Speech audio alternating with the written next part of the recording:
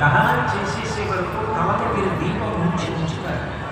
దీపం అంత మంగళప్రదం. దీపాన్ని మించినది తెలియదు. దీపం ఆరిపోయింది అన్న మాట ఎవరు? దీపం కొండెక్కిపోయింది అంటారు. నీ కథ కంచికి వెళ్ళాలి, దీపం కొండెక్కిపోయింది. ఇటువంటి మంగళప్రదమైన మాటలు మాట్లాడటమే ఈ జాతి యొక్క శక్తి.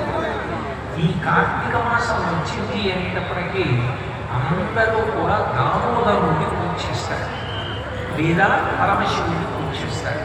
దామోదరుడు పరమశివుడు ఇద్దరు రెండు కాదు. శివరూపాయ విష్ణురూపాయ, విష్ణురూపాయ శివ. శివుడే విష్ణువు, విష్ణువే శివుడు. రెండు కింద ఉండవు. ఉన్నది ఒక్కటే పదార్థం అనేక ముక్కులుగా వెలుగుతూ ఉంటుంది.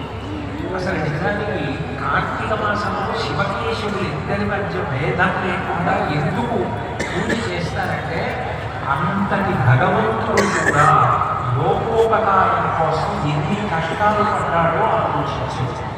నిజానికి రావణాసుడు అడగకపోతే నేను నరుడి చేతిలో మరణించను అని అడగలేదు.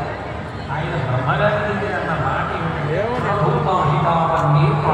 మనుషాలయ నాకు మనుష్యుడి చేతిలో మరణం అక్కర్లేదని అడగను. ఎందుకు అడగనంటే మనిషి గడ్డి పరకతో సమానం, వాడు దండించేస్తాడని అంత అవమానించాడు మనిషి. అటువంటి మనిషిగా వచ్చి రావణ సంహారం చేయడానికి మనిషిగా ఉంటానంటే ఆ యుగంలో అగ్ని గర్భంలో 12 నెలలు తల కిందకి కాళ్ళు పైకి పెట్టి పెరగాలి. భగవంతుడికి అవసరం. తతశ్చ ద్వాదశే మాసే చైత్రే నామకేతిథౌ నక్షత్రే దేవీయే సోచ్ఛ సంస్థేషు పంచషు గ్రహేషు కర్కటే లగ్నే వాక్పతాన్నిందునా సహ ప్రోద్యమానీ జగన్నాథం సర్వలోక నమస్కృతం.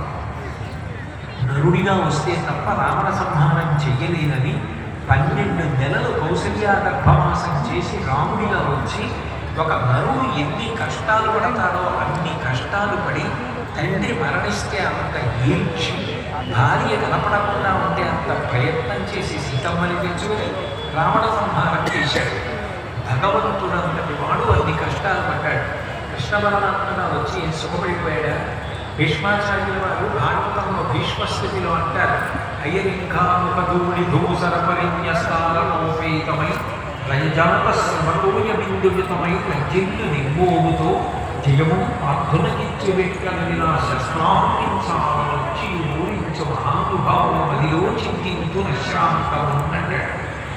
అర్జునుడికి సారథ్యం చేయడానికి పగ్గాలు పట్టుకుని రథం నడుపుతుంటే ఆ ముందు పెడుతున్న గుర్రాల డెక్కల నుంచి పైకి రేగిన ధూళి కృష్ణ పరమాత్మని చెమట పడితే ఒంటి నిండా ధూళి